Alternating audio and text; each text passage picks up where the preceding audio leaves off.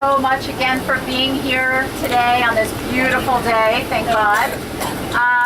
Before I hand it over to Alan Sokol, who is our tour guide, I just want to let you know once again that we're going to be going to several stops. Now that we're all together, you're going to hear all the information, so it's even better. I don't know, how well can you hear me back there? You can? Okay, great. I'm trying to talk as loud as possible without having that horrible noise come back. When we get on to the next stop, anybody that has some problems walking or it's a little difficult, we want to save those seats in the front for them so they don't have to make such a long trip in the back of the bus every time, and it'll probably to get those people on the bus first would be great, and then everyone else after that, because we really have to move this pretty quickly and we are behind. But there's going to be no rush.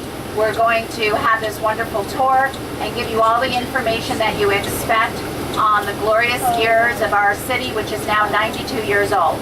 So without further ado, I'll introduce to you again, Alan Sokol. Thank you so much. I hope all of you are going to have a good time. We're a little bit short on time, but as Barbara says, we'll go ahead and we'll pick up time as time moves on. I'm the past president of the Greater North Miami Historical Society. I've been doing research in this area for at least the last 10 to 15 years or so. So this is, I think, our 7th tour. If anybody has any questions or anything, or needs anything, just go ahead and raise your hand, and I'll recognize you, and I'll be happy to answer any questions to the best of my ability. This is your tour. So I'm not just here necessarily to hear myself speak, although sometimes it's kind of nice. But if you have any questions or anything, just go ahead and let me know. First one is going to be everyone. Okay, so our first stop is going to be the Coral Rock Wall, which is part of what was originally known as Central Park. Now, you think of Central Park, obviously you think of New York, but this was the main epicenter of everything in the city. So we'll go ahead and point out, now at one point there are 4 walls. This is the last surviving wall. It was built around 1924, 1925, which is the main development era of what we now call the city of North Miami Beach at that time. So the wall itself, can everybody hear me? Yeah? Okay. So the wall itself originally was built by the person by the name of H.A. Aldwinkle, and basically was carried out by a gentleman named Newt Trenholm. We'll talk a little bit later on about Newt Trenholm. But at the time, within those 4 walls was a radio station, WGBU, and one of the strongest signals in the area, and at one point the signal reached Europe. Wow. London. They knew that because it's really interesting, because you would send in a postcard the date and time, and then they would send you, the station would send you something. So there's a record of that. That's how we know that it actually reached you. It's a very, very powerful station.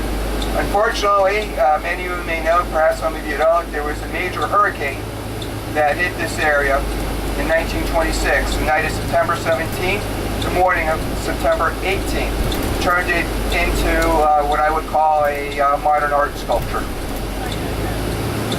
So that was what happened with that. Now, the other thing is that in there they had what they call a dance pavilion or a casino. Now, when we think of casino, we think of basically where people go to bet. But in those days, a casino was a place where you went to enjoy yourself. So they called it a dance casino. For $2.20 on several nights a week, you would go ahead and listen to the band play, and you would dance to Blue Steel and his orchestra. The other interesting feature is that the administration building was there as well. There was a garden, and there was a few other things that were there at that time. So when we go ahead and we get there, and we'll be there probably pretty soon, we'll go ahead and we'll step out, and I'll show you some of the features of the rock wall and give you a little bit more of a history of what it all means. So, anybody have any questions so far? We're all good? Okay, great.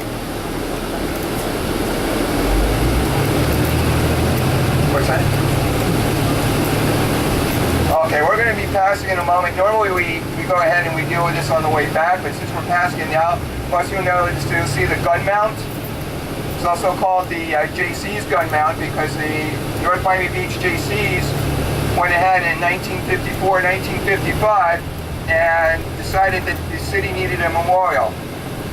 They went and they got a gun mount from the Naval Reserve to a gentleman by the name of Elliker, Hadley B. Elliker, which will be coming up, I believe, on my right. If you can see, coming up right here. This is the gun mount, right there. 1955, they had a major ceremony, July 4th. There was a keynote address by Senator George Smathers. They served drinks and hot dogs and all of that. One of the interesting features, normally when we come back, we hit it, but since we passed it this time, we figured we'd go ahead and mention it now for the sake of time. So as I said before, we're now approaching the City Hall area. Okay. Interesting.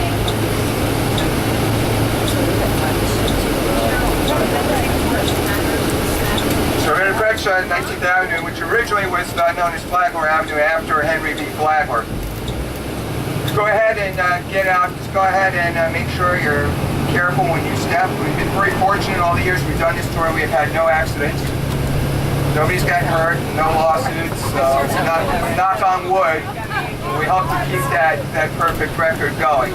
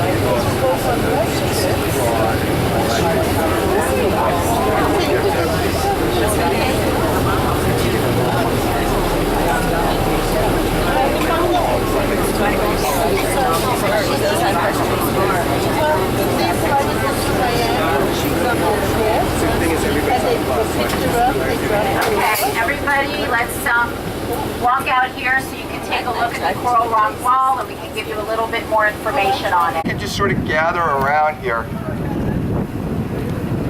There's a question as to whether or not it's really a Coral Rock Wall. I've been reviewing some reports. The reports indicated that it may be oolitic limestone. So what's the difference? Well, there's two types of limestone. One of which is basically sand-based. They call that oolitic. And the other, from oolite. And then the other is coral, which is basically animals over time that get crushed and they ended up dealing with that. So if we can get everybody out here. Now, this is the only remaining wall. So you have four walls. Inside, just imagine, if you will, inside here you've got a radio station, a garden, an administration building, and basically a park, if you will, and as well as the dance hall, where for $2.20, 3 nights a week, for about 3-4 hours, you can go ahead and listen to the Blue Steel and his orchestra, and they would broadcast it from the radio station. Of course, what happened, as I said before, is you had the hurricane, and the hurricane basically had its way, and that was the end of a lot of the items that were originally in here. Now, if all of you will go ahead and let's move into the structure a little bit. The structure is 18 feet long on both sides.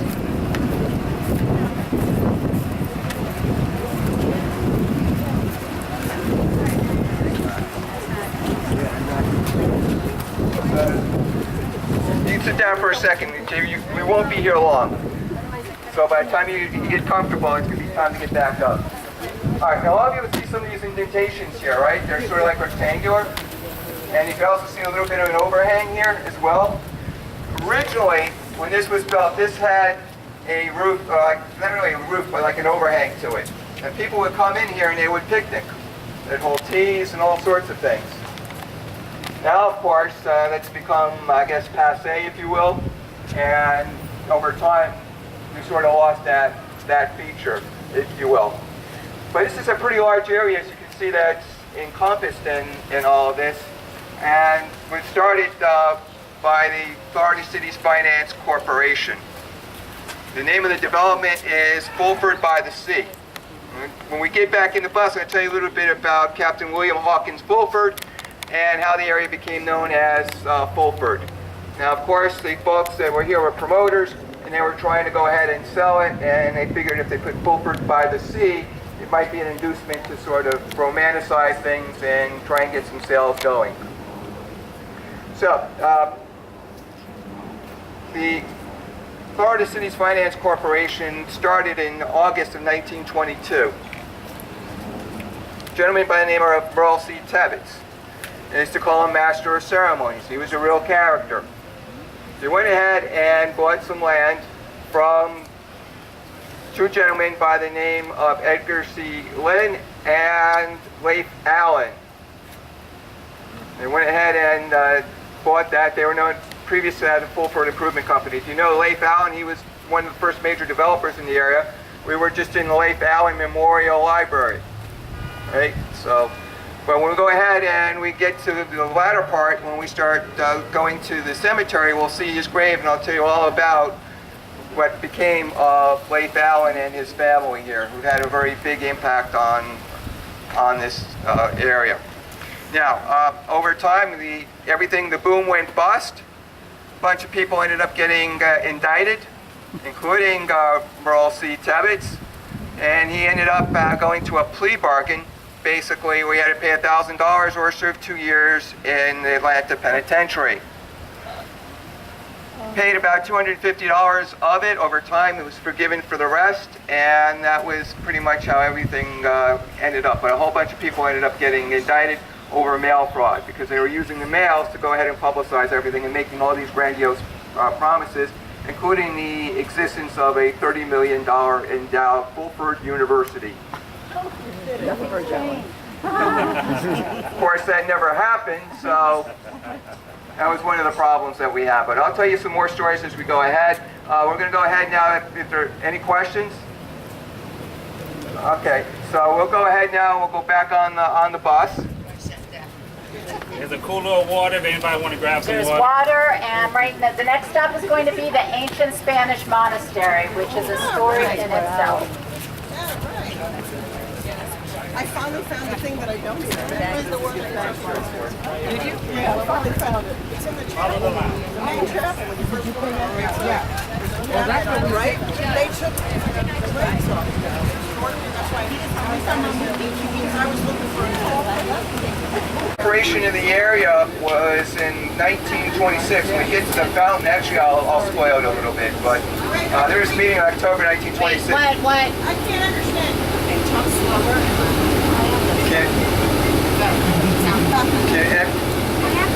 Can everybody hear me? It's off. Come on, Barbara. Can everybody hear me now? All right, there is a question about the formation of the city of North Miami Beach. So, the first incorporation in the area was known as the city of Fulford, 1926. When we get to the fountain, and we'll go ahead and tell the story about that.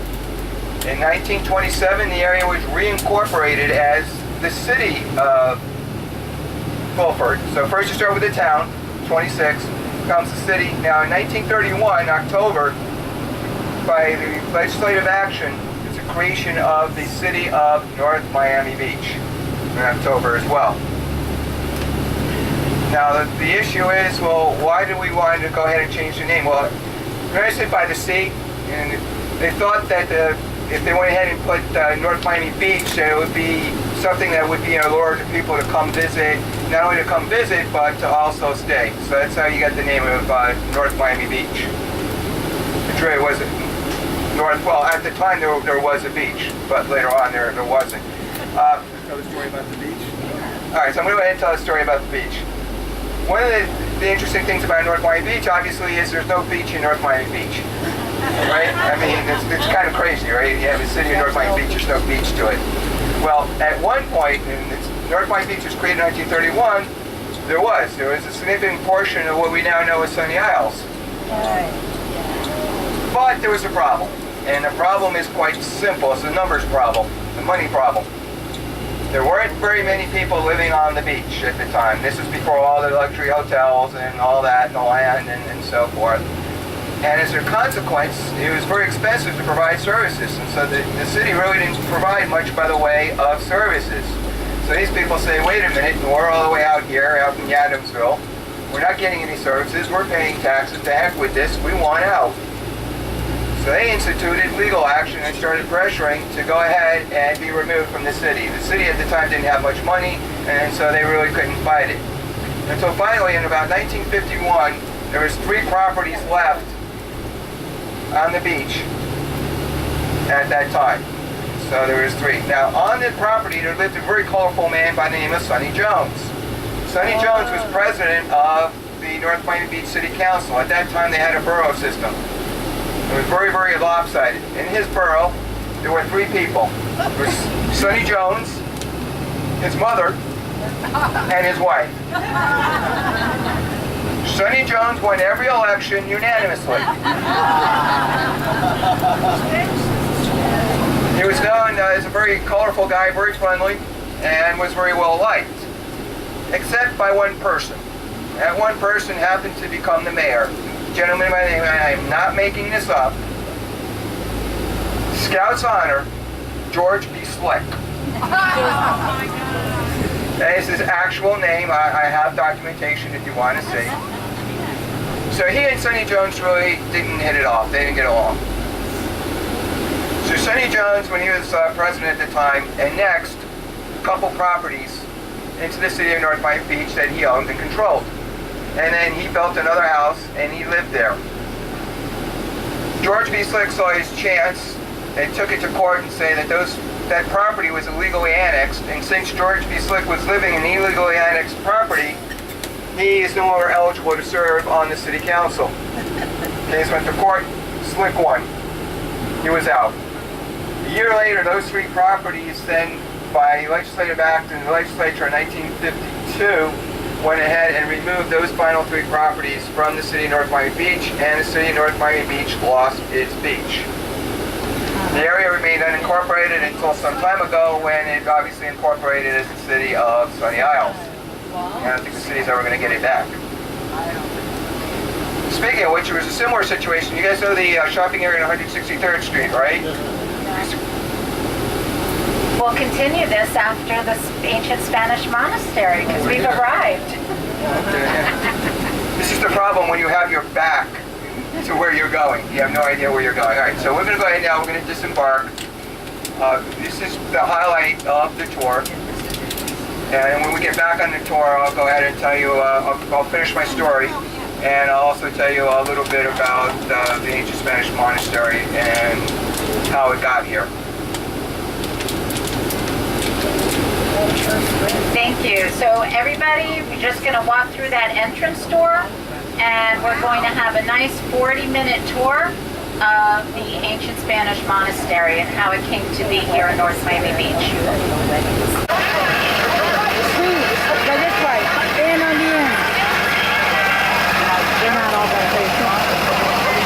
Okay, 1, 2, everybody look this way and smile.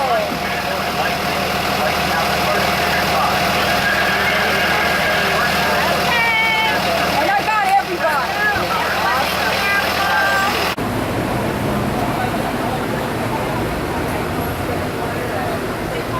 You have your entire department here.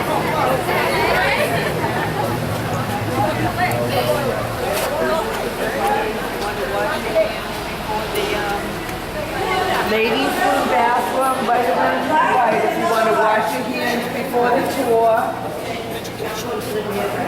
You want to use the bathroom. How many of you are here for the first time? Yay, okay, making the rest of you to see it through different eyes after the tour, right? Well, welcome to the ancient Spanish monastery. My name is Sandra Washington. We're so happy that you're here. I don't know if many of you can see this, but you see monastery that we're about to take a look at is just really just the living quarters of monks that would have lived connected when it was once connected to a church in San Romania, Spain. So when you pass by, you see a yellow highlighted area. The full structure is there, but it's just a yellow highlighted area that we're going to see. So, again, welcome. Now this place, the ancient Spanish monastery was built between 1133 and 1141 in Segovia, Spain, and San Romania. And the reason why it was built because King Alfonso was saying thank you to God and to the Virgin Mary for winning his victory over the Moors. At that time, now we have one king of Spain, but at that time there was many kingdoms and principalities. And his was Castilla de Leon.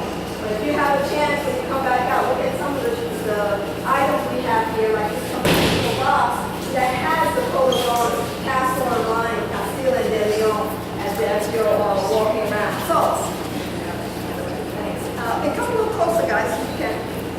So he has this place built, does a great job, but he did some things that were a little bit innovative or thinking out of the box. One was, again, this place was built in Spain, but he brought over monks from France, plenty of monks in Spain. But he brought over monks from France because at that time, the Cistercian order was the strictest Catholic order of what they thought to be the world at that time. So he brings over these monks, the idea being that it would gain root in his community, it would be hard to convert his people over to different religions, it would be less battles, and actually it happened. It was a great idea. He's accredited for introducing that order to Spain. Another thing that he did was, when this place was made, all of these stones that you're going to see were handmade. And then for the guys to get paid, they had to put their symbol on their stones to get paid. And he incorporated all of the best stonemasons from throughout Europe. So you're going to see the Star of David, wheat crosses, different markings of wheat stalks, and all kinds of different kind of funky looking symbols as well. And they're really very cool because you can trace them all the way back to Ireland, England, and all throughout the different regions throughout Europe. So that's another cool thing that they did. Okay, so fast forward a little bit. 1800s, they're doing away with all of these monasteries. Religious ideology is changing. They were starting to feel like they were a burden on the government, that they wouldn't bother with them. They were literally dismantling these beautiful monasteries, doing away with them. But this one, and maybe a few others, was saved by farmers who said, hey, wait a minute, I can use this place for my animals and my grains. And even though that sounds horrific, it's actually what saved this place. And the farmers were filling in the space between the beautiful columns with rubble just to create a wall to house the animals. Again, it sounds terrible. It was actually a good thing. Because now fast forward in 1925, you have William Randolph Hearst. You heard of him? William, larger than life guy, had all these newspapers throughout the United States. A few very nice magazines that still exist today, Good Housekeeping, Better Home and Gardens, and all that. Well, he purchased this place because he had the idea of bringing it in, if you see this picture here, of bringing it over to the area of his San Simeon Castle. If you haven't seen that, Google it. The idea was to bring that over where the courtyard would have made a lovely swimming pool.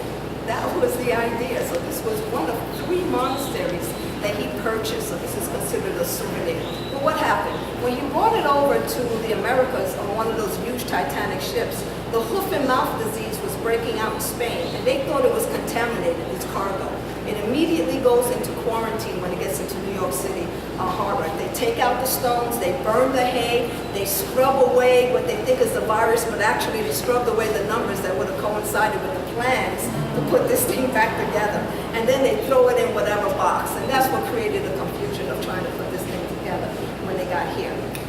So that's 1925, 1926, 1929, 1930s, we got the Great Depression, everybody's losing their money. Even though William Randolph Hearst is still doing a little bit of shopping, he really had to start being cautious. So this monastery stayed in the warehouse for 26 years. In 1925, William Randolph Hearst dies in 1951. They were never moved since then. They were just collecting dust. But very 2 sharp Ohio businessmen who had purchased this property, the tennis court and all this, about 22 acres that they had purchased around here. Their idea was to purchase that, which they did successfully, and bring that over here for a tourism attraction. And why here? Tourism was booming in Florida. Weeki Wachee Beach, Cape Canaveral, Disney's property.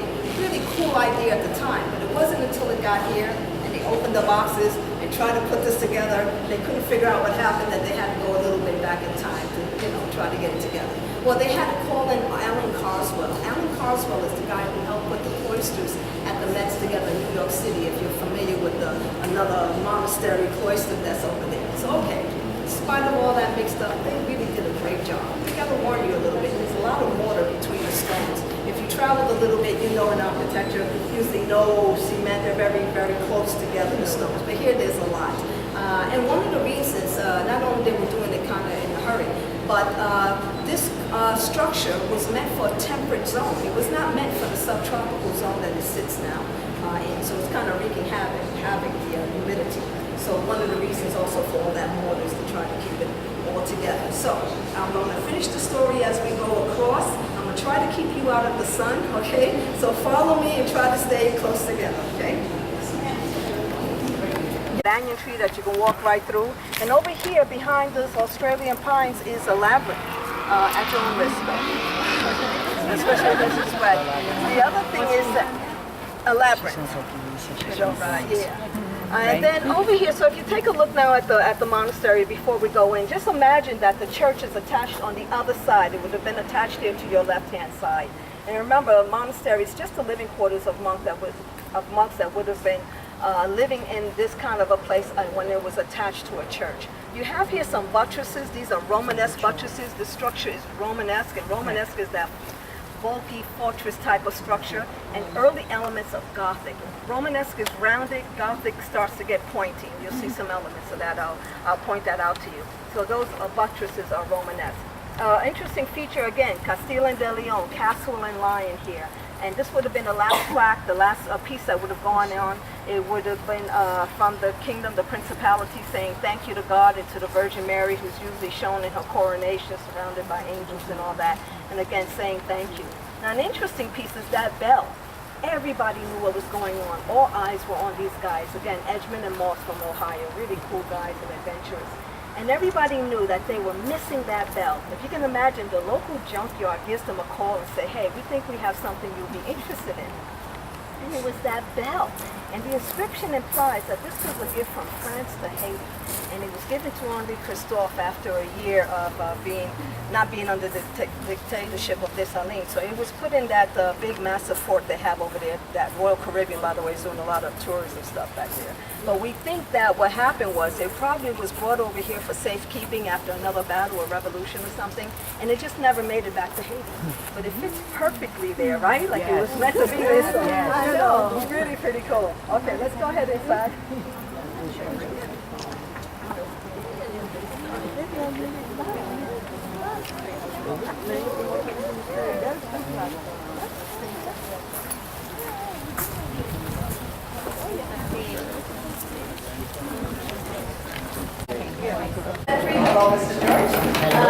This is Romanesque is rounded. Dark is really the pointiness of the ceiling you see here. It's bays and ribs is what they call it. Actually, ribs like your body part. This is what this area of the ceiling is like. But just to give you a quick bird's eye view of what's where you are. These two portals that are here, that's why it's better if you're over there facing me. But these two portals that are here are actually the dormitory led to their bedrooms. The next one where they actually have services, and they just finished the services, is the refectory, the dining room. This is where they had their meals. Remember, this is just the living quarters of the monks. The last door that's down there on this side was the kitchen. So again, the dormitories. You have the dining area, the refectory as it's called, and the kitchen on that side. The kitchen was the most popular room in the house because it was the only one that actually had a floor.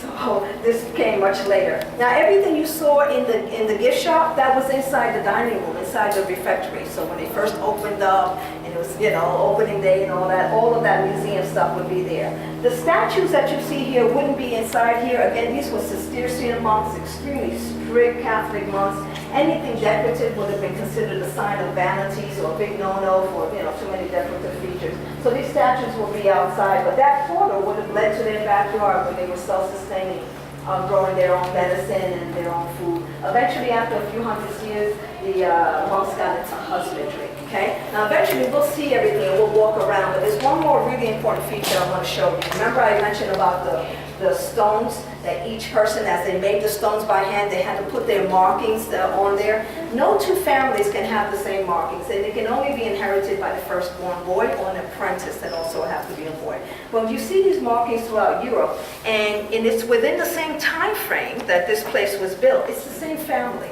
So if you come a little closer now, I'm going to point out to you some of them. And if I point to them, please you point it out to the next person, okay?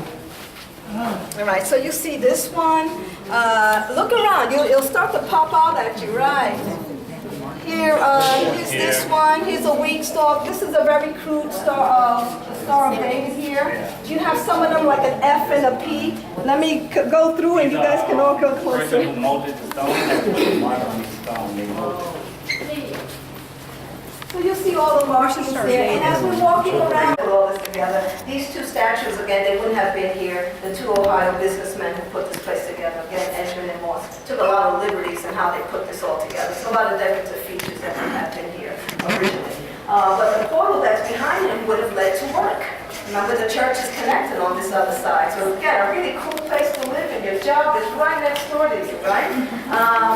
And then you have a wall here that looks very different. It doesn't have these markings from the stonemasons. And that's because the wall still stands. The original wall is still part of the church, and it still stands in Segovia, Spain, and Sacramento. So they had to make up for the wall on this end with the Floridian coral oolite, which I believe we're no longer able to quarry anymore. So anything we got left on that is really pretty precious. We're approaching now our smiling angel. You can see some of the coloring still on this one, a little better, of how the shields used to look like. You see some green, you see some red around there. And again, before these pictures had to be made of the shield, they have their own coloring, really very nice. And again, they're not original to here, but they really are a great element. I want to make a point to let you know that, when these families were supporting the monastery, it wasn't always out of generosity. It was because they wanted to put their first boys in these monasteries. Any religion that you were, your religious center was school before colleges and universities became formalized. And the monastery was a very important part of the community. If the monks, and by the way, the monks who usually are in the monastery, usually came very well educated, denouncing all of their wealth before they came in here. So if a monk, if they knew about, some monks that knew about astronomy or any other particular subject, it was a big deal to put your kid in here. So supporting the church had that benefit to make sure that your children, even if you didn't have any yet, to assure in the future your children will be educated by these monks. And if there's like 150 monks inside of a monastery, only about 50 or 60 are monks. Not all of them are monks living here. And remember, at that time, this is medieval time. It's a violent time to live. You didn't have a lot of career choices. Either you could hold your own with all that heavy armor and fight your way through life, or you were a smith of some kind, that you had a particular type of skill, or you're here. And even if it was just to be of service to the monks that were here, that was still a good choice. You kind of lived a little longer that way. So that was the idea.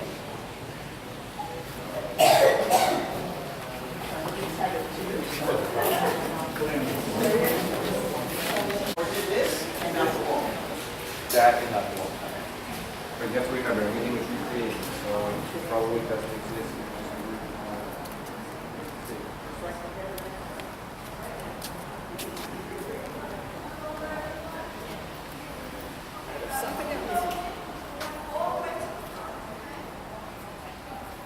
I mean, this is something modern, I'm assuming. Yes. And that would have been older, but the same concept.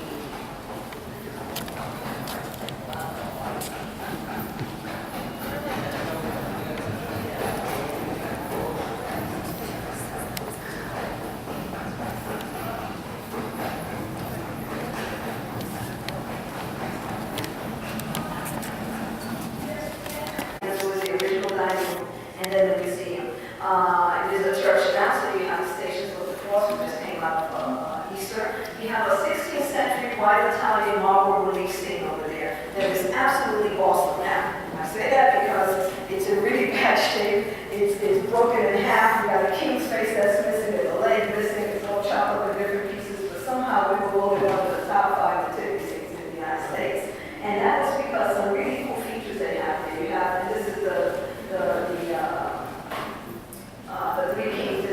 Christ child. So one of the kings took off his crown and placed it on the ground before the Christ child. Saint Joseph is playing a lesser role by his head being below the Christ child and the Virgin Mary. You have two kids in the corner there on the left. One is playing the flute, the other one's holding his ears. Apparently he doesn't play very well. You have the king that has no face. If you follow his hand, when you go over there, you see that he's pointing to the star that led the three kings there in the first place.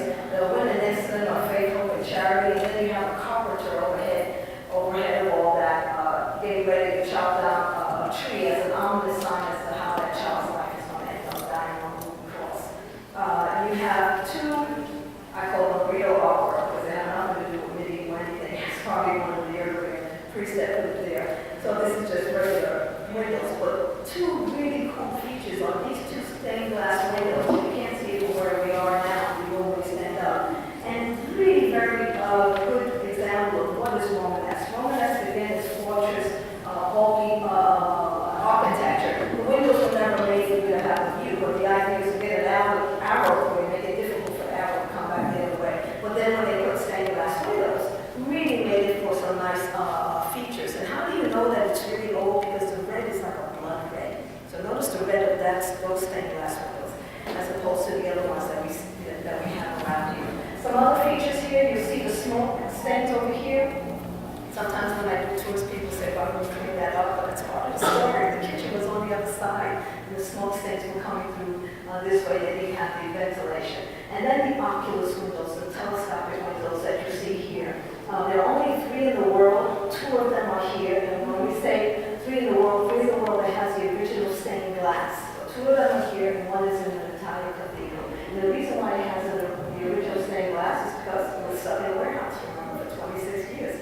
They didn't change or updated like most churches have done. They have a priest and everything. So some really cool features here. But another thing that's really very nice about this room, and the fact that it happened, is that when William Randolph Hearst purchased this place, there's a lot of nasty books about those terrible Americans ripping off our sacred places. Well, we didn't rip off the sacred places. They paid good money for it, right? But it wasn't a popular idea in Spain for Americans to buy a lot of these places and turn them what they felt into wedding venues and all that. But the irony is that the church that this place was once attached to is no longer used as a church. It's used for business. It's only used one day a year for a church event because the community demanded to have it. And this place that they spoke so harshly about is actually used for a church. So it's kind of interesting how things kind of turn around at the time. But it's a really cool place. One last thing I want to talk to you about is Saint Bernard de Clairvaux. If you're familiar with the Da Vinci Code, he's the one that commissioned the Knights Templar.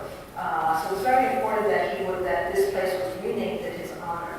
When the church was there, the one that's still there in Sacramento Street, Segovia, it was named Santa Maria del Real. But when he was canonized, Saint Bernard de Clairvaux, it was renamed in his honor. He was a really big deal. If you Google him, I think you'll find that to be very interesting, especially if you're into things like the Da Vinci Code and Nicolas Cage movies, The National Treasure, and all that kind of mystery kind of stuff. So some really cool elements. Again, this was originally the dining room, then the museum when it came over here, and now it's a church. But how did it get to be a church? Well, again, the novelty wore off for these guys pretty quickly. They sold this place to the Episcopalian Church, I mentioned before. The Episcopalian Church, when they purchased it, they found it to be very high maintenance. The priest made an announcement that they were out of here, millionaires sitting in the back row. Breaks his heart to hear that. He purchases it and gives it right back to the Episcopalian Church. So again, this is how it comes around. There's so many coincidences, right? I mean, it's supposed to be dismantled along with all the other monasteries. Instead, it gets saved by a farmer. It was supposed to make it to California. Instead, it gets stuck in a warehouse for 26 years. It was almost a mistake because Miami-Dade County was going to purchase it instead.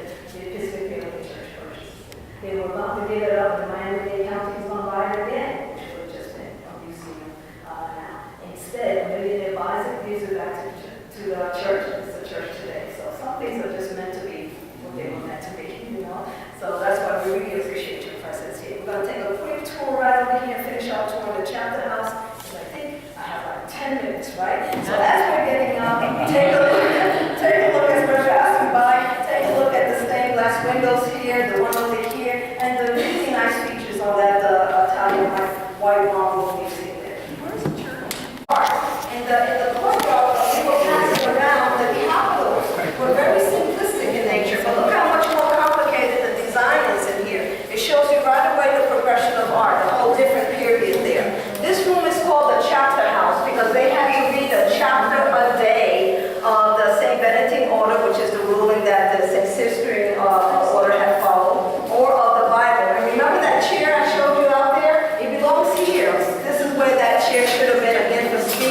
meetings and all that kind of stuff. So really cool. If you see this in Europe and you see it, it's usually larger and you see some very skinny slit windows, then that would be a scriptorium. And a scriptorium is where the monks were writing by hand the Bible. It took them about a year to do so. Another cool feature is the statue here of Christ in two sections. It was actually carved by one of the monks that lived within these walls when it was located in Spain. And in his hand is an orb. And when you see that orb, you know right away what period you're in. It's before Christopher Columbus.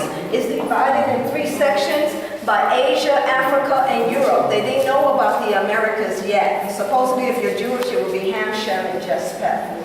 So that's a really cool symbol there. Again, it's an orb dividing the world before they knew about the Americas on the other side. So really nice feature here. I'm going to lead you going out, and one more thing as we're making our way out there. Area created that area for the parishioners. And remember when we were inside the church, the wall was a meridian coral light? All the leftover stones that they would have used in there are all throughout there. So this is a Trinity, altar Trinity, because it has three pedestals there, and it's right in through that window there. So I think we're going to end the tour here, but you can take a quick walk around and come right back out, and we'll make our way back out, and I'll finish it off in the courtyard here, okay?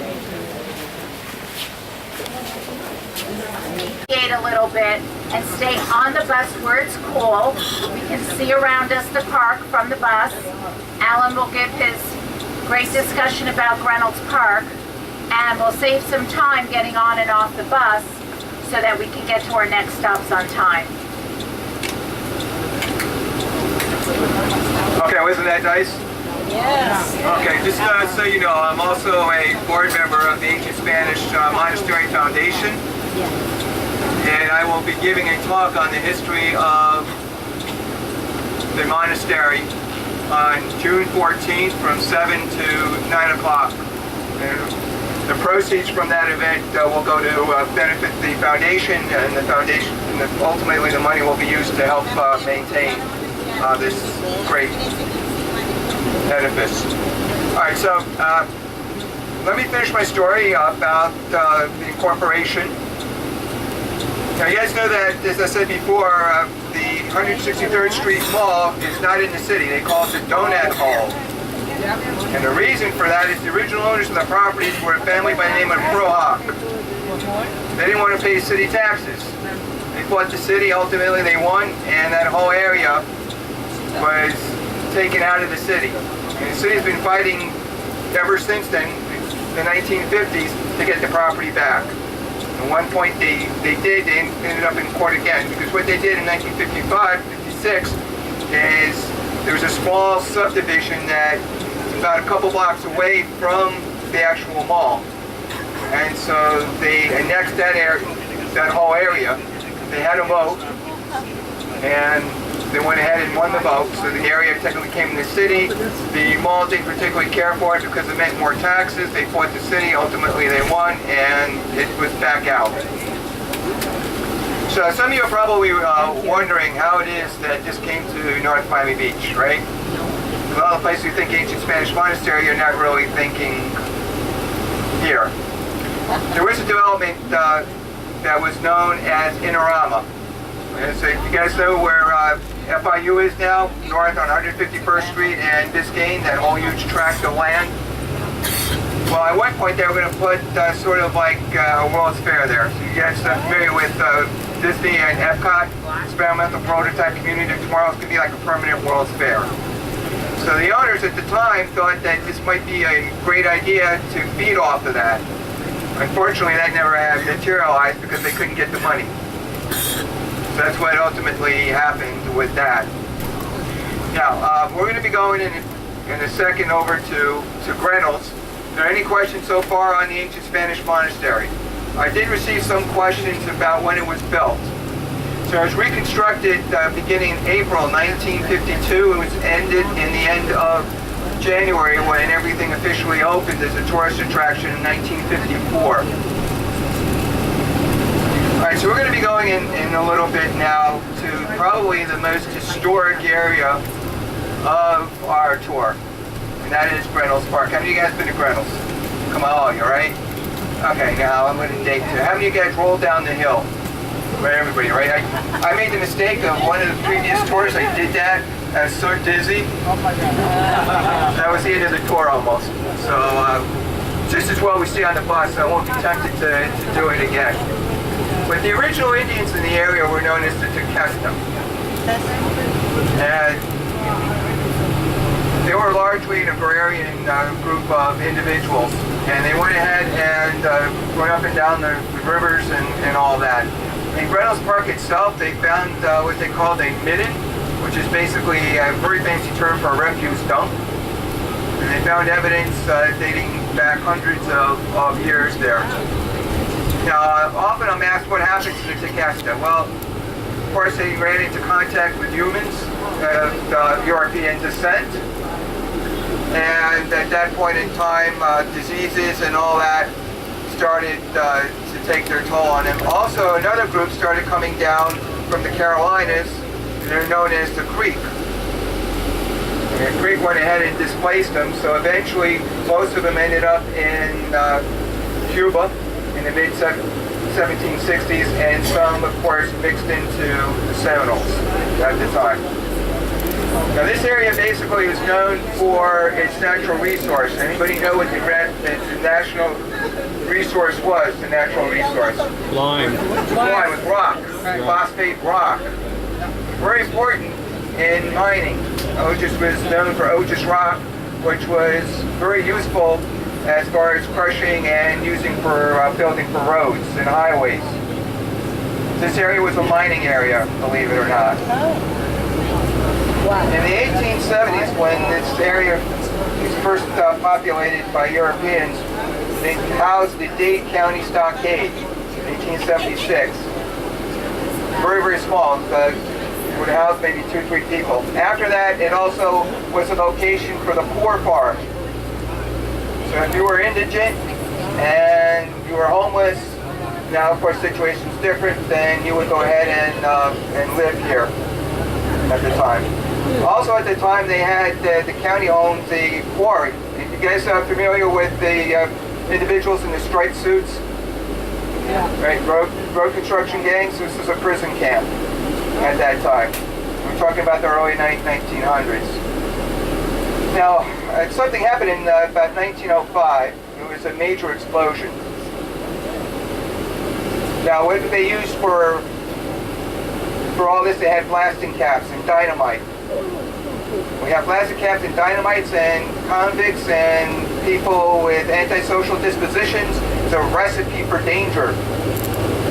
So there's this guy who was a convict, an inmate, was sitting on a box of dynamite with blasting caps.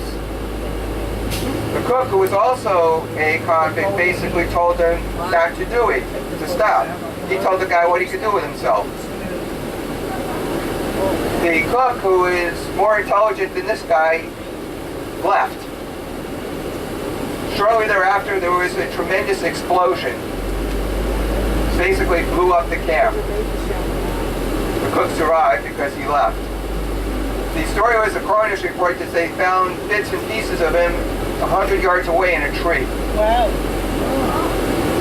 The county went ahead, they rebuilt the camp, but the camp didn't really last that much longer. They sold the area to a farmer, a gentleman named Purdue, who raised chickens, believe it or not, but not the Purdue that we think of. He did some farming work and all that, until eventually the property was acquired by Otis Rock and a gentleman by the name of Albert Arthur Reynolds. You guys wondering how Reynolds Park came? Well, after everything was developed and all that, the Depression hit, it was hard times, and he was in the process of losing the land.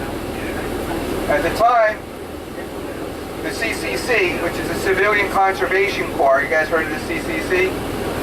Yes. Okay, so the county at the time was trying to go ahead and put together a project for the CCC, and they were looking for a winter home. And this basically fit the bill, so they went ahead and tried to put the land together.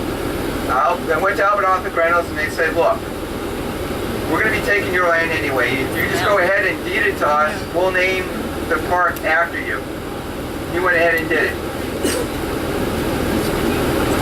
Harvey B. Graves is a gentleman, also a major landowner, he donated some land to the park. And also, Palm Beach County, believe it or not, had ownership of about 65 acres. Why? Because they wanted the rock. There's very little rock, natural rock, up in the Palm Beach area. Okay, I'm going to mention this. Okay, just give me a second. Okay. All right, so they ended up putting the park together. They did a land swap, so the county was able to put everything together, and they formed the park. The park was formally dedicated in 1936, March. Now, also you're going to see to here, this is the new boathouse. This is the second boathouse. This boathouse was created as a result of a grant from the WPA, the Works Progress Administration, in the late 1930s, circa 1939, 1940, the $18,000 grant. The reason for that is the park was so successful that it outgrew the original boathouse, which you see is the, if you're in the area, I don't know if you're going to pass it, but it'll be one of the pavilions. You can get a better view of the, we're going to go ahead and see if we can get a better view, but this area leads up to here. You guys know where the top is, right? The fort, that little Aztec fort. There's a story to that. When they were putting this park together, this whole area was basically torn up because it was mining area. They had all sorts of construction equipment, debris, and so forth. So you know what they did? They buried it. This here is probably the most famous garbage dump in Dade County. At the time that it was completed, it was also the highest at 43 feet. Wow. So it was a design, I guess a brilliant design element, if you will, by a gentleman named William Lyman Phillips, who was one of the main architects here that was going along with all this. So when this park was dedicated at the time, it was part of a series of celebrations of more than about 1 week. So the 100th anniversary of the creation of Dade County. You guys want to hear the story of the creation of Dade County, how that happened? All right, so about 100 years ago, there's nobody here. Pause. Everyone just be careful. It's very precarious over here, and Lewis is doing his best to navigate this bus through these tiny roads that we have here. Thank you. Okay, so in any event, Dade County was started about 100 years ago. It was named after Francis Longhorn Dade. Right around 1836, when the county was being created, the county was much, much larger. It included Broward, Palm Beach, parts of Martin County, and further west than it is now. Right around this time was the Second Seminole War, which began in 1834, ended in 1842. It was a famous battle in which Captain Dade and all his men were basically killed in a battle that right around the area of what they call Fort Christmas, which was outside of Tampa at the time. There's a gentleman by the name of Louis the Half-Breed who was associated with Longhorn Dade's company. And the story is, it's very controversial, but the original story was that he had betrayed their position and the Indians attacked and basically eliminated Captain Dade and most of his men. So in order to commemorate him and his memory, they went ahead and named the county after him, and it became known as Dade County in 1836. That's how that basically happened. If anybody's interested, you want to know how Broward County got created. Alright, so, okay, we have one or two calls, right. So Broward County was taken from Dade County. The problem that you had at the time was the control over resources. So in about 1914, 1915, there's a gentleman by the name of R.E. McDonald. We're going to go ahead and when we go to the cemetery, we're going to see his grave. He's sort of like the Forrest Gump. He goes ahead and comes up with a bill to go ahead and divide the two counties. So the legislature in 1915 then goes ahead and approves it, and then you have the creation of Broward County. 1909 was the creation of Palm Beach County. The original seat of Dade County was not here in Miami. It was up in a place called Juneau in the 1880s. Why was that? Well, because there were more people around Juneau than there were around Miami at the time. When we went to a vote, that's what happened. There's always was tension between the two population centers for resources. So eventually there was a lot of acrimony, and in 1909 that's when Palm Beach County basically broke off. And that's why you have what you have basically now. 1964, you saw the creation of Reynolds Golf Course. As if you ever play golf, I don't. So, and this also area was known as countercultural South. And a lot of you people, if you were around in the 60s and all that, in the late 60s and early 1970s, there was a lot of conflict in this area between the young folk who at the time were known as, many of whom associated themselves as being hippies, and the authorities.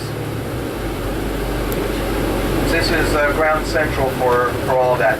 There's a lot of photos that I've seen of that. It was also known in this area around that time for the concerts. The concerts basically went on in what we call East Reynolds, where you could have the dog, used to be the dog park and the bird sanctuary and all of that used to be there. They had the concert 1968, I believe, with the Grateful Dead. Yes. You were there? Yes. 67, I think. 67 or 68? I think it was 67. I could be off the year. But anyway. Peace and love. Peace and love. So they had the concert there. Now that property at the time was deeded to the county by the city for use as a park. But when the property became valuable, the city wanted it back because they said you weren't developing it, you weren't doing anything with this. This is back in the 1950s. And it went to the Supreme Court, and the Supreme Court basically decided with the county. And that's how you were able to maintain that. But originally, George B. Slick wanted to turn that into City Hall. That parcel of land. Which didn't happen, obviously. So, that's pretty much where we are now. If you go ahead now and you look at where the administration building is now, that's where the superintendent of the park used to live. They used to have somebody that lived there. Fortunately, the last guy who lived there was involved in some shenanigans. And he went ahead and had the people that were working there do private work for him on his boat, and all sorts of things were going on. And the county basically said, no, we're not doing this anymore. And that was the end of that. So what I've given you basically is a 5-minute talk on about 1,000 years of history in the area. Are there any questions on that? Yes. My father said that when he was like in his early 20s, they built that hill for casting on top. Underneath it is all kinds of tractor equipment that's old. Yes. Because she said her dad, I guess, said in the 1920s that there was all sorts of equipment that's buried in there. The gist of it is true. The date is a little bit early, but it was in 1930s, so between probably 33 to about 36, and around there. But there was, yes, that's how they were able to, build that mound. Yes, ma'am. Is the dog park still there? Yeah. Yeah. Still a dog park. There used to be a dog park. I don't know if there is right now. I haven't been there in a little while, but I know for a fact there was at one point a dog park there. Yeah, I don't know if there still is, or maybe. Yes, sir. Total area. Total area of the park is roughly about 240 acres. Wow. Probably the largest, definitely largest park in the area. Yes, ma'am, all the way in the back is Susan. I'm sorry? It was not always that big. It was one way in and one way out, and blacks weren't allowed to cross. Okay, so this is really interesting. This person is saying that there's one way, one out, and that blacks weren't allowed to go through. Okay, so blacks were not allowed to go through. It's interesting. It's another line of research for me. Thank you. I'm gonna know. Yes. When are they ever gonna reopen that boathouse? It's been closed forever and ever. It's really sad because about 8-9 years ago they had this grand opening of the boathouse, and as a result of that I gave a series of lectures. The first lecture was the history of Reynolds Park. Unfortunately, soon thereafter they didn't have, the county basically didn't claim that they didn't have the money to fully operate the boathouse, so the boathouse basically sat closed for most of the time. It's kind of sad. That's what they told me. Yes. Sorry, I can't hear you. Spanish monument. When I was in Fulford Elementary School, the kids had field trips there. Because I was black, I couldn't go eat. Okay, this is really interesting. She said that the kids had a field trip with the Grenells and that she could not go in because she was black. Okay, so we're going to be talking a lot of this stuff. Can I introduce you? Okay, it's really interesting. I gave a talk on in-school integration, and I did not know that this lady who I was talking about was in the audience until after I said a few things. Fortunately, I didn't say anything too bad. It's Barbara Pearson. When we get to Fulford Elementary, she is the individual that integrated Fulford Elementary, the third school to integrate in Florida. This was in 1960. Okay, so we're going to go ahead now. We're going to run across to the different homes that exist. There are three basic homes that we're actually going to pass by that are on the historic register. One is the home of M.C. Tebbets, who is the main force behind the Florida City's Finance Corporation. Second is a gentleman named D.S. Campbell, Dave Stewart Campbell, who was one of the first mayors of North Miami Beach. And the third one is the Zimmerman residence, Louis P. Zimmerman. I think we have the owners of the properties on board, so it should be kind of interesting. But all of them date from the period of about 1920 to about 1925, 26. We're going to go ahead and pass by them, and I guess I'm going to have to turn around since I can't see behind myself.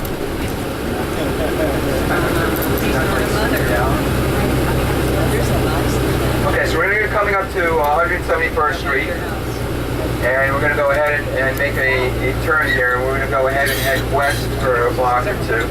Oh, it is. Do you know when they're ever going to have the Dixie Bellows paddle wheel boats? What's that? They used to have paddle wheel boats. Yeah, so they say we used to have paddle wheel boats. In fact, there's a lot of nice postcards dating from the late 1960s that show the Dixie, I think it's the Dixie Queen, I think was the name of the boat.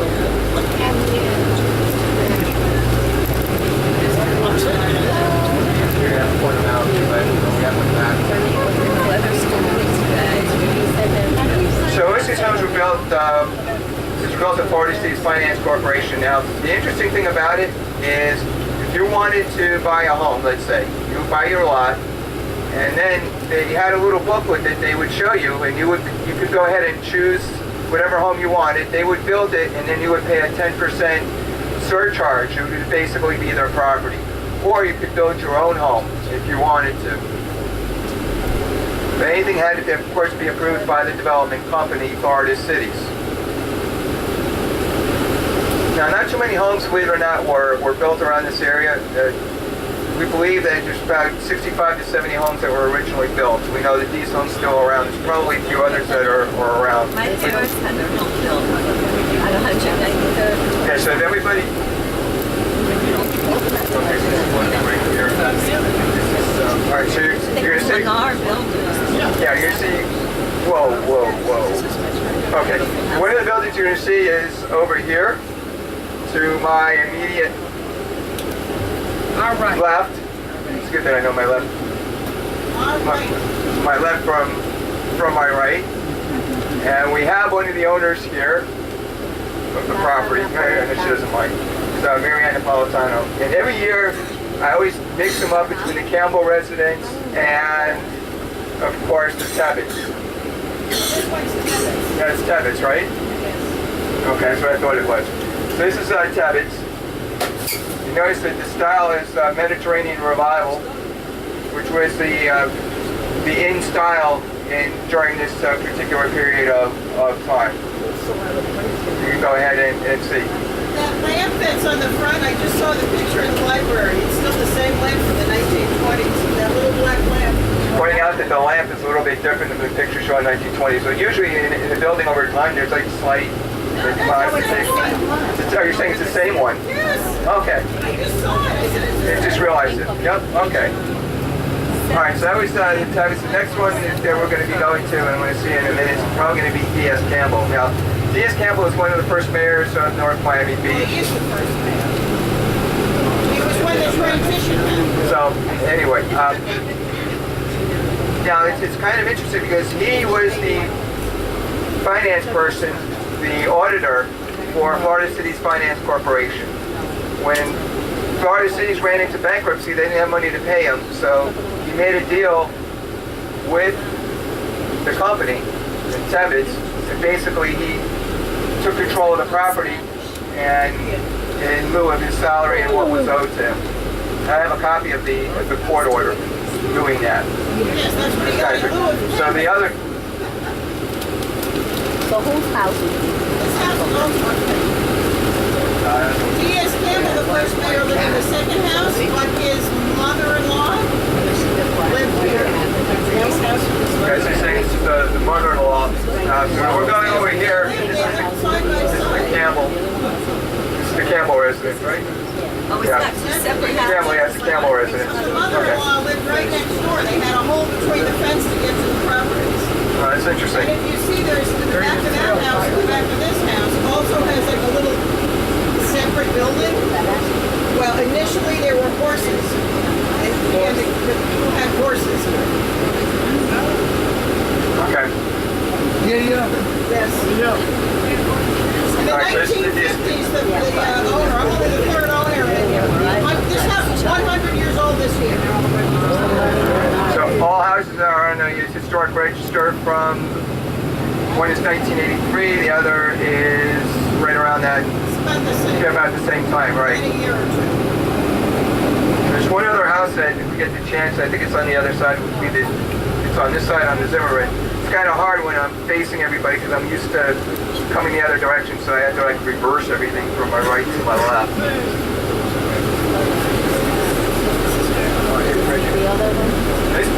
This is a really pretty house, if you ask me. It's really kind of pretty. It's a mission style house. It's a Zimmerman residence. And the owner is on the bus. The owner's on the bus.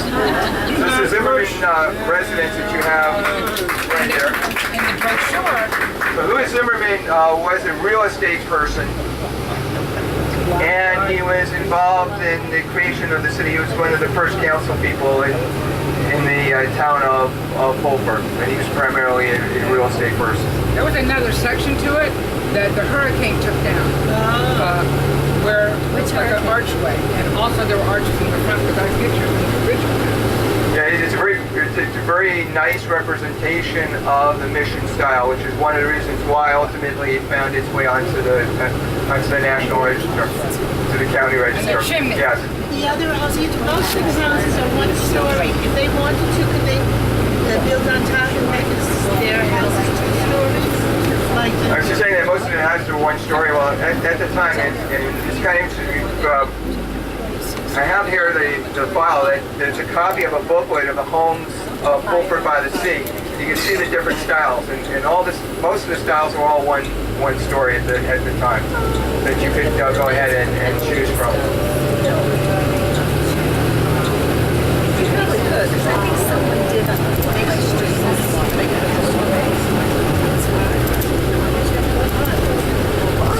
Okay, so well, I spoke about it a little bit about the 163rd Street Mall. Okay, the racetrack.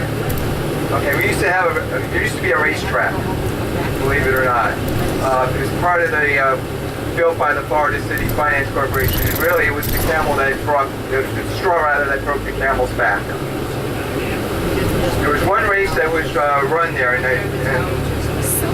February of 1926. But the quads that was involved in doing it basically broke the bank. The hurricane basically turned it into a twisted art. I don't know how else to put it. But the location is, if you know where a presidential golf course is, right on 18th Avenue. You go ahead and you take 18th Avenue from like about 163rd, and it comes into like 19th and 18th, and then runs north. That area up in up in there. That road originally was the service road to the racetrack. One race was run by a guy named DePaulo, setting a world record time. The hurricane hits, destroys it, that's the end of it. They take the lumber, and they use the lumber to go ahead and fix some of the other houses and structures that were built in that particular area. But that also was the area that they were talking about having the Fulford University. It was the multi-$30 million university that never happened, probably never was going to happen at the time. And there were cows over there too in that area. Cows? That's what it's called, Ice Dairy. Oh, Ice Dairy, yeah. There is Ice Dairy Road. And Ice Dairy, you guys want to hear about Matty Ives? Yes. I have Okay. a question first. Yes. Does that horse still hold the record? It wasn't a horse, it was a car. The car. It was a car. It was a car race. It was a car race. No horses. Was it pulled by a horse? Yeah, I was pulled by a horse. Well, I don't know. All right, so, Horsepower. okay, so we have to talk about Fulford, but let me just talk real quickly about Mattie C. Ives. Mattie C. Ives was the wife of J.W. Ives. Came to the area in about 1897. Opened a general store. She's married. Her family is up from the area of Delray Beach. They come down here. There's nothing here. They go ahead and she gets into the dairying business. She buys a cow from Ari McDonald and buys a lot of land and has Florida's first certified dairy. What did that mean? Well, she had all sorts of physicians and all come in, make sure that everything was bacteria free and all that. Received the certification and was known for that. So that was the story. Now, that area, ultimately, they closed up the dairy. And that area ultimately became developed, but in recognition of her contributions in her area, became known as Ives Dairy Road. That's how Ives Dairy Road came into being. Is Velda Farms associated with that? Now, I think Velda Farms is a little bit West. west, yeah. I think it's a little bit west. I don't know the exact numbers of that. Okay, so right now we're at Fulford Elementary. I know one person who went there. Let me tell you about Fulford Elementary School. I went to this school in 1957. That was the front door right there. And that, as I leave the school, I had to have the police, everybody escort me to my mom's car because all this was like they were. Everything over here was like that. They didn't. So every day they had to come and watch me get in my mom's car. Okay. So what you're saying is basically that she had to have police escort, if I understand it, back and forth. This was the original homestead of a gentleman named William Hawkins Fulford. This is where we get the name Fulford from. He came to this area in order to work as a keeper of the House of Refuge. At that time, it's not like now. If you were stranded and you got into a boat wreck, you were basically out of luck. So what happened is every 20 miles or so, beginning in the 1870s, they went ahead and put these, stations, if you will. So he comes down, originally a sea captain based in New York, goes into a place called New Smyrna, where he meets a friend of his who is a superintendent, gets the job, comes down here, and in 1896 thereabouts, homesteads, 160 acres, of which this was the original, part of the original homestead. All right, so the school was created around, I believe, 1926. Of course, you already know that it was when it was integrated. It was, as I said before, it's the third public school to be integrated. First one was Orchard Villa, the second one was Homestead Base, or they called Homestead Air. Air Base. Homestead. Air Base. And this was the third. Air Base Elementary. Yeah, Air Base. Okay, so we're now, where are we now? We're heading out to the memorial, and then from there we're going to go into Washington. come around Washington Park. Washington Park was originally developed with the idea of sort of being the American dream for the black community. So a lot of black servicemen who wanted to go ahead and have their slice of the American dream, this was marketed for them, and this is basically how this area came to be developed. And what's the truth? Okay, so we have a different story. Go ahead. Was for the people that work for the people that's on the outside lived in Washington. Right.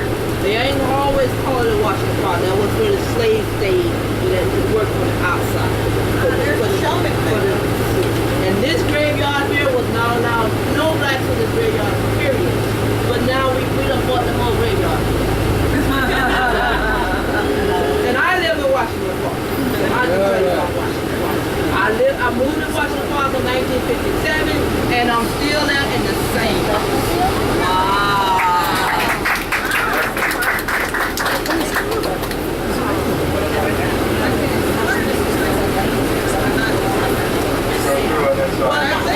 Alright, so now we're going to go into Southern Memorial right now.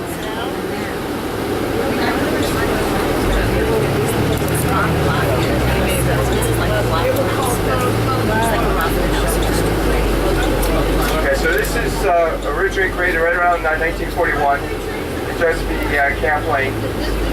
And if you passed in the 1940s or thereabouts and you were anybody and everybody, basically this is where you would be put to rest. So we're going to go ahead and, alright, so we're going to go ahead and disembark. We're going to go for a short walk and we'll visit some grave sites.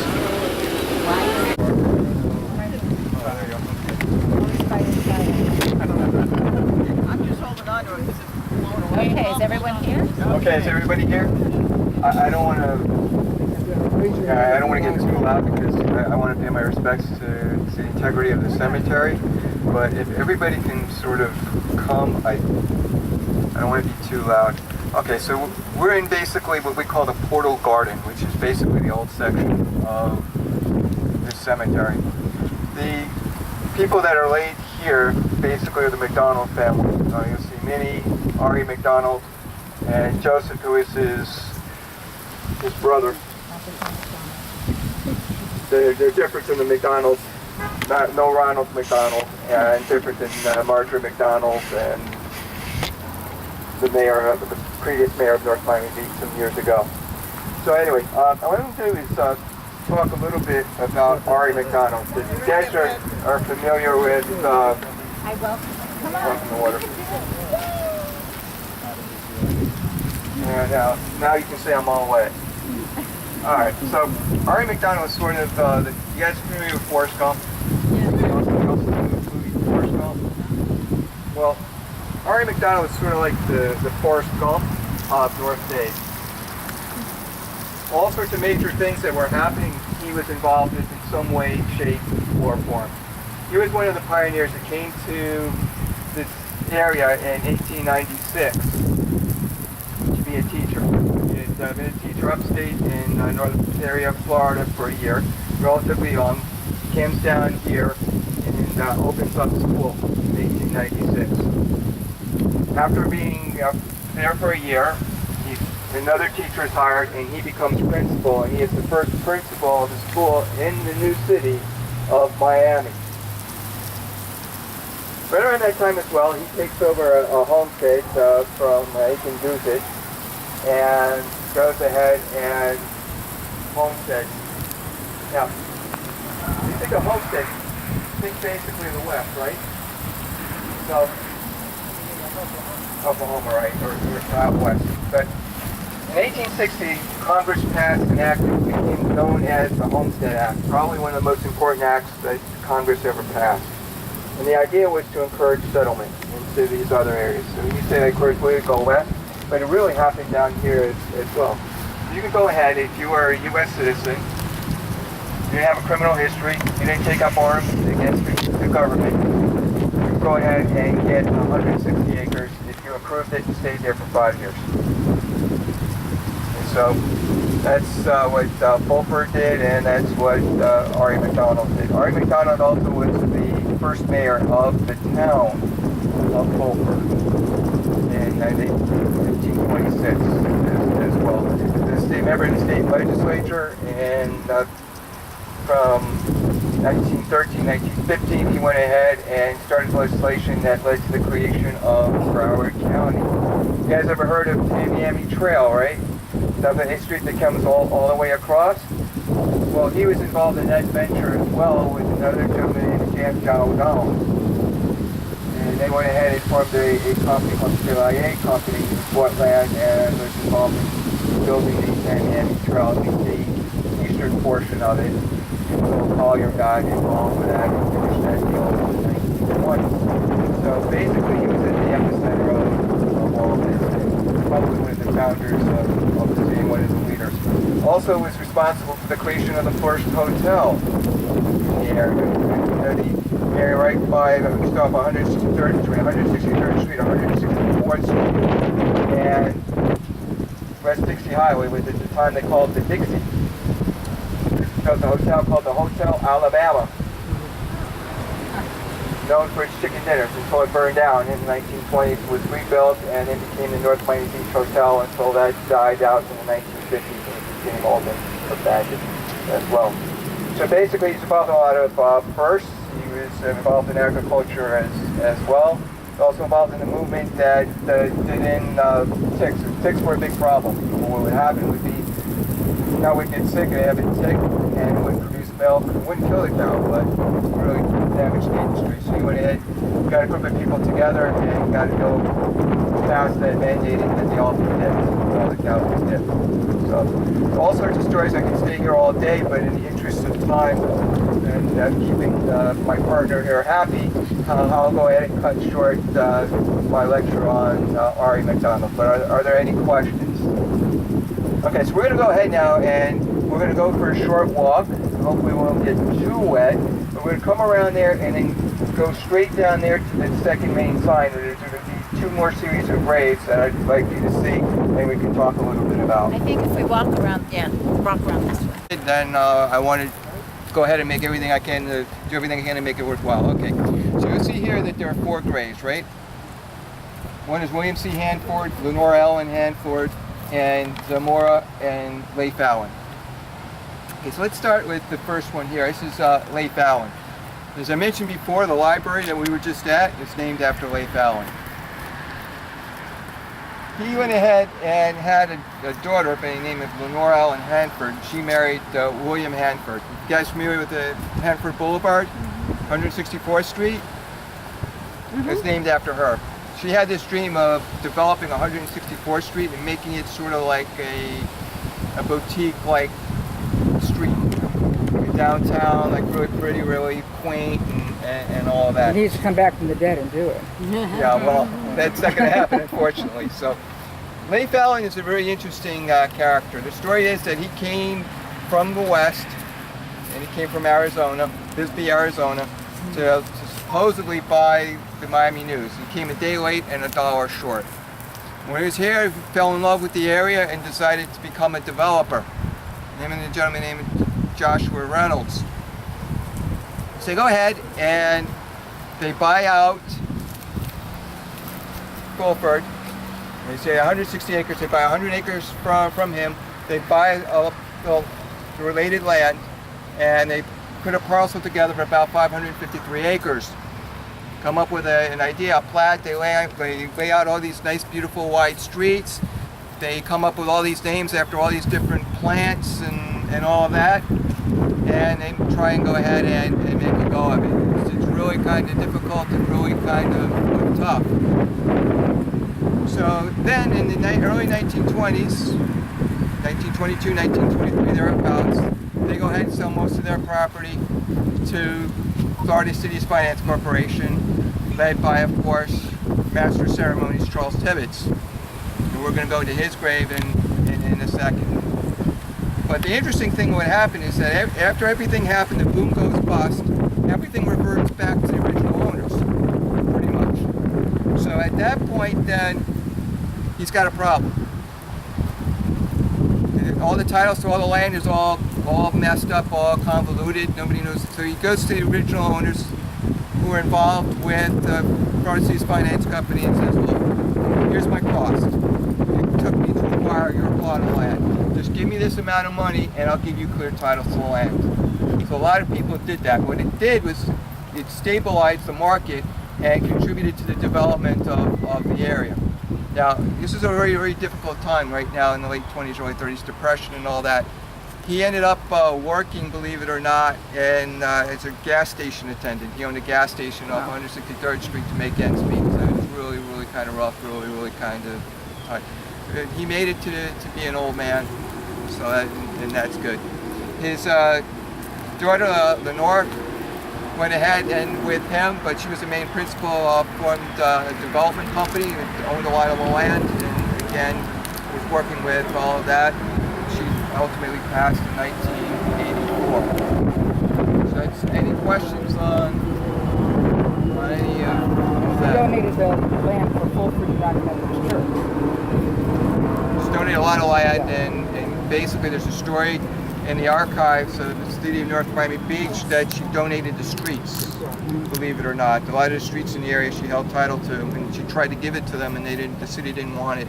And then ultimately the city had no choice but to take it. Yes, sir. Allen Park Gym, was they named after them? Yeah. Right. So there's Allen Park, there's Leif Allen Memorial Library, there's Hanford Boulevard. They're all related to the Allen Hanford family. Basically, these are the people that really got it going. Captain Fulford was the person who came here in the late 1800s and decided he wanted to make a town site, probably around 1898, 1899, but even so there weren't too many people. Things really didn't take off until Leif Allen came in. That's when things started to take off a little bit. And things really started to take off when Tebbets came in. And that's when you really had the beginnings of some activity and all of that. So that's the general idea on that. We've got one other grave to go to, actually two other. No, which one? Tebbets. Oh, right, I'm right, sorry. right next door. Sorry. Right next door. About 4 or 5 graves over. So Earl C. Tebbets, everything hits the fan. All right. He ends up there, goes to jail. After that, pretty much he's a salesman for the remainder of his life, and lived in the North Miami Beach area for a while. His wife did as well, lived for a while. So that's basically what happens as far as the timeline. He goes, as they say, bankrupt. That 3 minutes for a story. You guys familiar with South Florida and how the shenanigans happen with real estate and all that? All right, I'm going to tell you a real quick story of what happened with Florida City's Finance Corporation. Florida City's Finance Corporation goes bust. Right? A lot of people are upset because they lost a lot of money. Okay?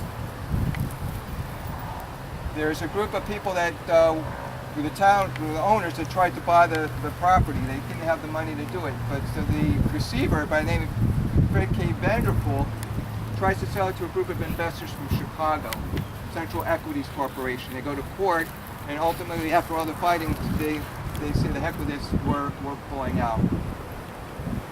But what are they going to do?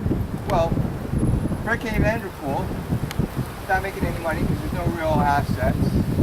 He goes ahead and colludes with other attorneys and all that to form a group called Dade Developers. They go ahead and form this corporation right around the time that all this is happening, and they go ahead and make a bid for the remaining assets of Florida City's Finance Corporation. But because they're owed all this money, what the judge says is basically you can use that money that's owed to you as a credit. Now the people that were actually the owners basically cried foul. They said this is collusion, which really, in reality, it was. So ultimately, Dade Developers is the successor to Florida Cities. They go to court, and the court says, no, you can't do this. So the original owners of the property that existed, that sold the original property to Florida Cities, then become the owners again. The only problem is they got a huge problem with titles. everything that went on. But over time, eventually it gets cleared up, it gets straightened up, and that's how basically everything pretty much works and it comes out. Okay? Sunray Home's a little bit later. Yeah, in the 50s. Now, in the 1950s, you saw a massive expansion in the city, both in terms of population and in terms of area. Because at that time, the city was expanding. They were trying to acquire all these different parcels of land and all. 1957, Eastern Shores. But around that time, they get incorporated into the city. Right around 56, 57, thereabouts. I have a little bit of information on that. Because like I said, there's one maze and there's a billion different stories. So it's kind of like every time I find something out, I solve one riddle, I have two other riddles. It's like a hydra. So at that time there was a massive change in the city as well. Yes. Maybe to interrupt, you were saying that somebody is a short life. I'm looking at these lifespans and they're quite long. Where's these people for quite a long time? Yeah, well, there's several factors involved in that. One of which is obviously years ago people didn't live as long. Now there is they call the show rest, and that's not in this area here. Okay, it's over there. You see where those animals are? That's the showman's rest. So let's, if everyone wants to stay close together as we're walking back, you can tell them a little bit about the showman's rest. Okay, we can do that. Anything? Where you saw the elephant and all the animals on the granite pedestal, that's known as the Showman's Rest. Showman's Association is an association of people that were involved in the carnival industry. It was their fraternal organization. So they went ahead and bought a plot of land in that particular area, and now that's where a lot of the people who were involved in the carnival industry are at rest there. They have several others throughout the country, one of which is located in St. Louis, the main one. So I think this may be the second largest one, but I wouldn't swear to it on it. Can you hear me? That's Barbara. Washington Park was right over there. Where the black folks stay was only 4 streets. 4 streets and 2 avenues. So there are 4 streets and 2 avenues. 16th Avenue didn't go all the way out. They dropped it off at the end of the graveyard. So it was only 4 streets and 2 avenues.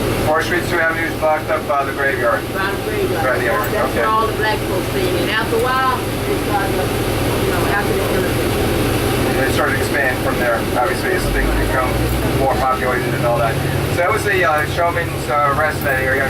Sometimes we have the opportunity to go there, sometimes we don't. We're going to be passing by the Tico Gas Works building, which is also on the historic register list for the county as well. And the interesting thing about it is that it's made of a very interesting material. It's brick. You don't see much brick here in South Florida because it's not native to the area. It costs a lot of money to go ahead and have it shipped in as building material when you have other building materials that are more cost effective. So this is where we're going to go past by. That building that you're going to see is we believe to be the compressor building, dating from circa late 26, early 1927. Originally became known as People's Gas. Where the gas works was. At one point around the time of the war, the city was interested in buying it. It never happened. But be that as it may. It was designated in 1990. So usually what we do is we go ahead and we just move by it pretty slow.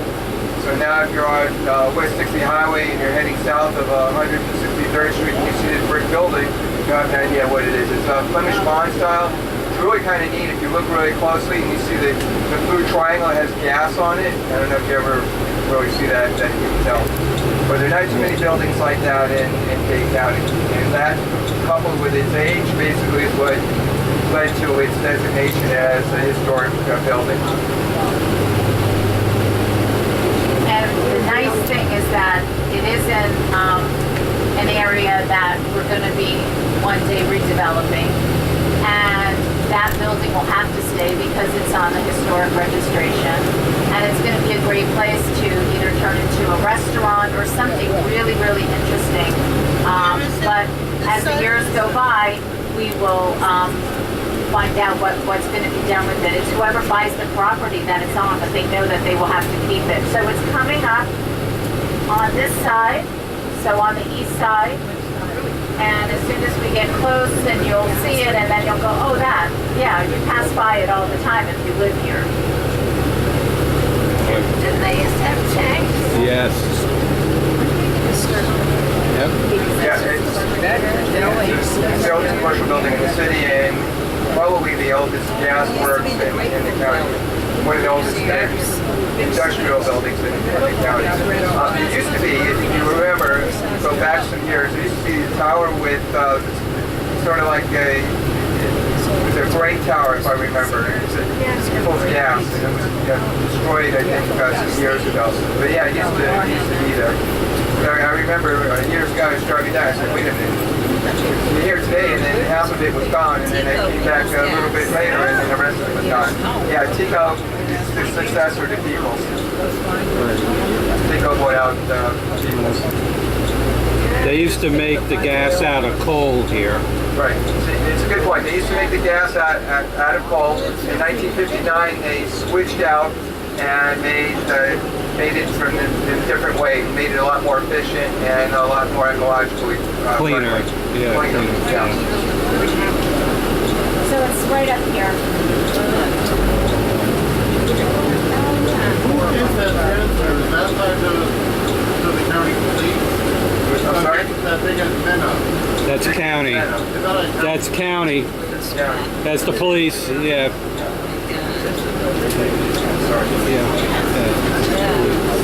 You can see the mosaic detail in the letters where the gas is. And, you know, once the right person comes along and takes this property and takes this building to its former glory, even though it was a factory or the compressor building, it's certainly going to be something interesting. And because we don't have that much history still existing as far as buildings go, we will save everything that we can, you know, and it lends a lot of interest, I think, to what will be here eventually. Okay, so we're on our way to the fountain. I'm going to say my speech.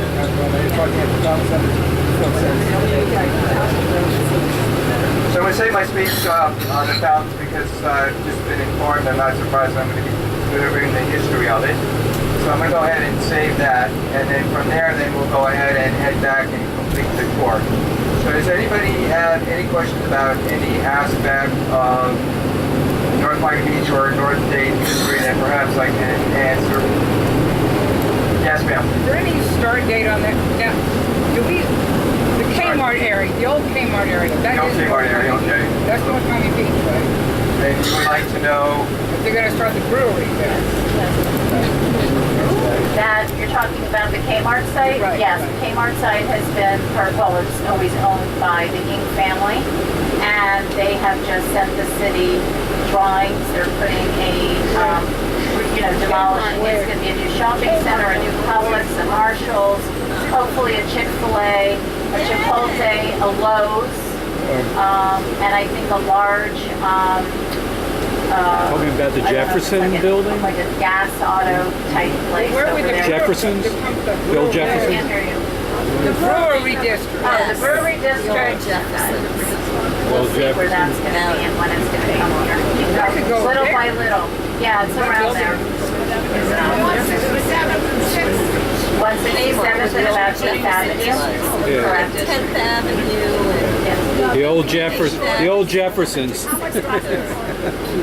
The building that we just showed you, what are they asking for it? It's not for sale. It's part of it's the property. So, a developer buys the property, and with it they get that building, and they cannot demolish it because it's on the historic registry. I don't know. I don't remember what it was bought for. Everything flips so much in the city that you can't really keep track of how much everything is. Yes, David? these old condominiums that are quite new?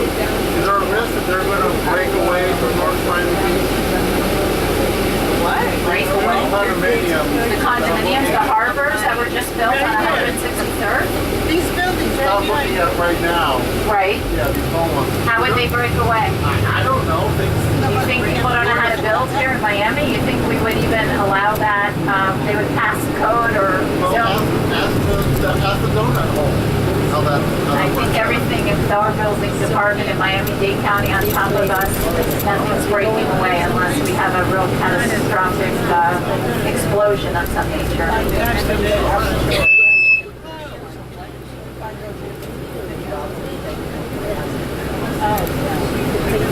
Oh, David, did you mean go to another city?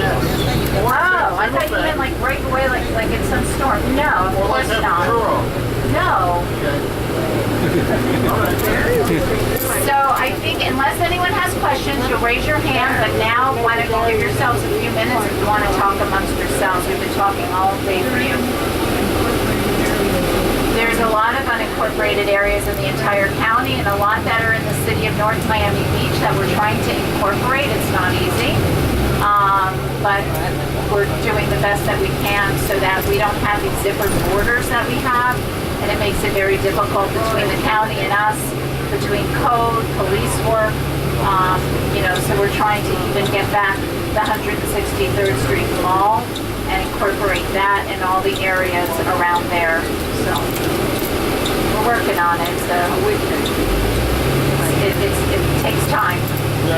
Yeah, I heard they're going to be doing a complete retrofit on the 163rd Street Mall. They're doing a complete remodel. What I heard about 163rd Street Mall, which is again in the county, is they're going to be doing some multi-mixed use, both living and commercial over there, which would be great because the mall really, I think, has seen its day and its glory. It was a great place at one time, but Aventura kind of swallowed up any possibility of a successful mall coming within 25 miles of it. Yeah.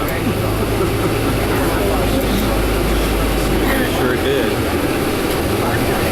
So now we're going to come out. We're going to go to the Fulford Monument, which is normally our second stop. We're excited because of this ribbon cutting. It's a long time coming. And you'll get more history there. And I'm sure there'll be a lot of nice refreshments. So enjoy, everyone. And we'll get back on the bus, of course, so you can get back to the library so you can go home. But I just want to say in advance, thank you all for being here. You've been an amazing crowd.